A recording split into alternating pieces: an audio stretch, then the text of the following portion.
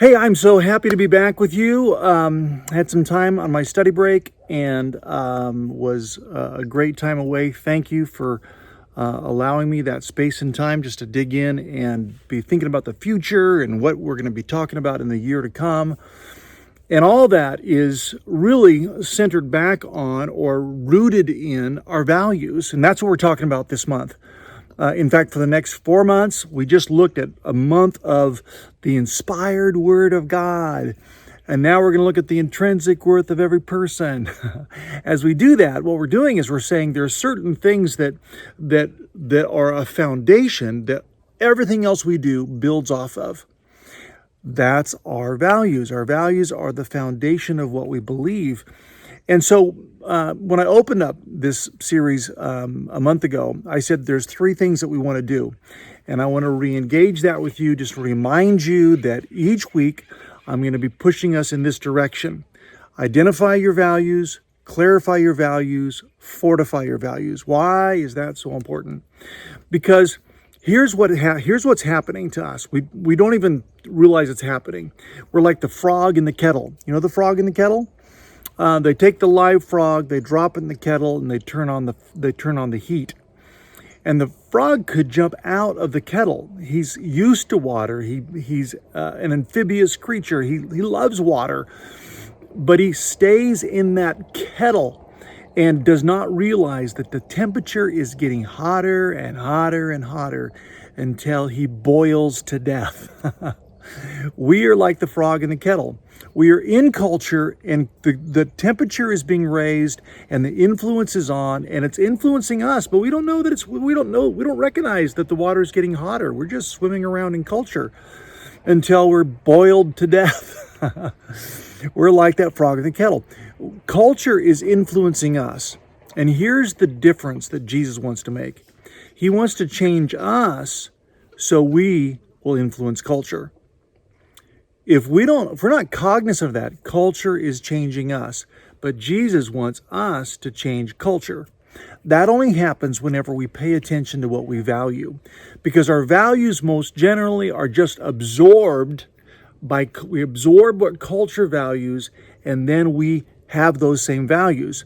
So, a lot of us, it's the bottom dollar. Certainly American industry, a consumer culture of acquisition is all about acquisition and the dollars it takes to acquire.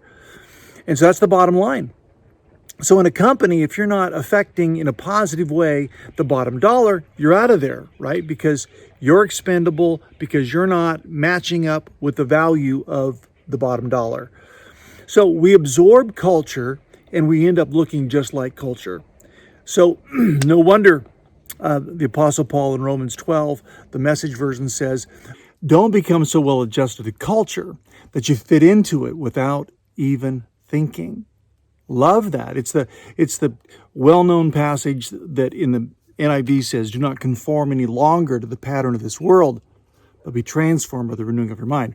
So we want in our whole series to be renewing our mind, focusing on what we value the most, because what we value the most is illustrated not in a doctrinal statement, not in some document that says, this is what I believe.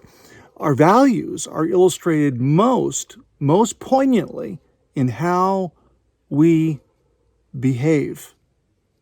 And how we behave is a reflection of what we think.